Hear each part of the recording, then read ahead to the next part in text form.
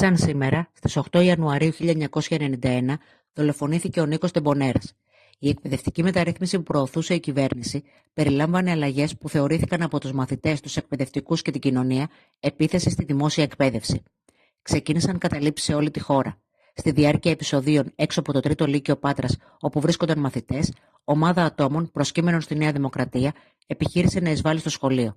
Ο Νίκος Τεμπονέρας, καθηγητής του σχολείου, που βρισκόταν εκεί για να υπερασπιστεί τους μαθητές, δέχθηκε θανάσιμο χτύπημα στο κεφάλι με λωστό από τον Γιάννη Καλαμπόκα, στέλεχος της ΟΝΕΔ Πάτρας. Η δολοφονία προκάλεσε μεγάλο κύμα οργής. Ο Υπουργός Παιδείας υπέβαλε την παραίτησή του και ο Γιάννης Καλαμπόκας καταδικάστηκε αρχικά σε ισόβια κάθριξη για τη δολοφονία, αλλά το 1998 αποφυλακίστηκε, προκαλώντας νέες αντιδράσεις από την κοινωνία. Η θυσία του Νίκου Τεμπονέρα έγινε σημείο αναφοράς για τους αγώνες της εκπαιδευτικής κοινότητας και των κοινωνικών κινημάτων. Περισσότερες πληροφορίες θα βρεις στο pexida.academy.